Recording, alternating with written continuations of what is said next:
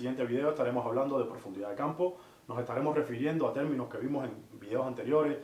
Hablaremos de distancia focal, hablaremos de círculos de confusión y bueno, un poco conocer por qué tenemos que tener el control sobre la profundidad de campo, en qué nos va a beneficiar tener este conocimiento y ponerlo en práctica a la hora de obtener nuestras imágenes. El primer parámetro que tenemos que tener en cuenta a la hora de hablar de profundidad de campo va a ser la distancia de enfoque. La distancia de enfoque va a ser la distancia que hay desde donde estamos parados con nuestra cámara hasta la escena que estamos intentando enfocar, sea un personaje o sea un paisaje o lo que quiera que estemos deseando que tenga la mayor nitidez. Tenemos que identificar en primer lugar este símbolo que aparece en casi todas las cámaras que se refiere al plano focal. Recordemos que el plano focal va a ser el punto donde los haces de luz convergente van a llegar y que ese punto tenía que ser lo suficientemente pequeño para que lo percibamos como eso y no como un círculo que se traduce en desenfoque. Si nos situamos en esta posición con nuestras cámaras y tenemos a nuestro personaje a esta distancia de nosotros, desde el símbolo de plano focal hasta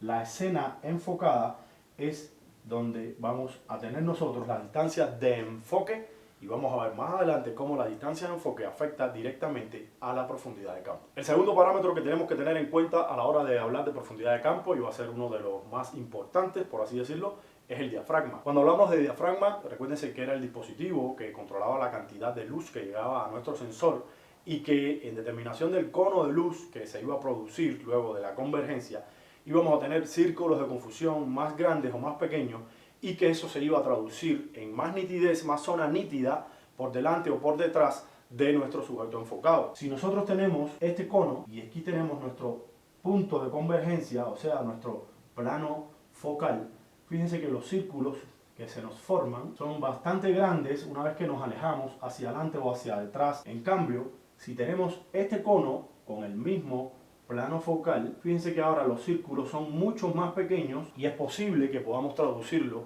en una zona más nítida por delante y por detrás. A eso se refiere precisamente la profundidad de campo, a la distancia que hay por delante y por detrás de nuestro sujeto enfocado y que tiene tanta nitidez como él o no, ya sea el caso que queramos que la imagen quede desenfocada por el fondo y por delante. Ese desenfoque se va a deber precisamente a los círculos de confusión, al tamaño del cono de luz producido, y fíjense como mientras más pequeñitos son por delante y por detrás, significa que vamos a tener más nitidez por delante y más nitidez por detrás. En este caso, si esta fuera nuestra zona nítida, podríamos decir que esta sería la profundidad de campo total que tendríamos en nuestra escena. Estaría determinada por el valor de diafragma que estaríamos escogiendo y la distancia de enfoque a la cual estaríamos situándonos de nuestra escena. Mientras mayor es este cono, más pequeña se va a hacer esta distancia. Mientras más pequeños sean los conos, pues más grande va a ser esa distancia por delante y por detrás del sujeto enfocado. Hay que aclarar que muchas veces cuando nos referimos a profundidad de campo escuchamos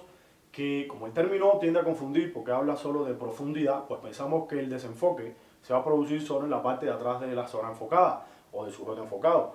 Pues en este caso, el desenfoque se va a producir por delante y por detrás. Acuérdense que es un cono. Entonces vamos a tener una zona desenfocada por delante y desenfocada por detrás en la medida que tengamos, en el caso del diafragma, más abierto o más cerrado. El tercer elemento que vamos a tener en cuenta a la hora de hablar de profundidad de campo va a ser la distancia focal. Y hacemos un especial paréntesis en la distancia focal porque cuando nosotros hacemos un cambio de óptica en nuestra cámara, pues nos podemos dar cuenta que mientras mayor es la distancia focal, o sea, mientras más milímetros tiene nuestra óptica, nuestros lentes, pues vamos a notar que la zona nítida por delante y por detrás se reduce. Y eso podría traducirse y podríamos entonces decir que la distancia focal afecta directamente a la profundidad de campo, o sea, mientras mayor es la distancia focal, menor es la profundidad de campo. Pues a continuación les voy a explicar con tablas, con un software que se encuentra en internet. Hay aplicaciones donde nos da la posibilidad de introducirle valores de diafragma, de distancia de enfoque y distancia focal. Pues en este caso ustedes podrán ver que no hay una afectación directa, no hay una afectación de la profundidad de campo por la alteración de la distancia focal en nuestras cámaras.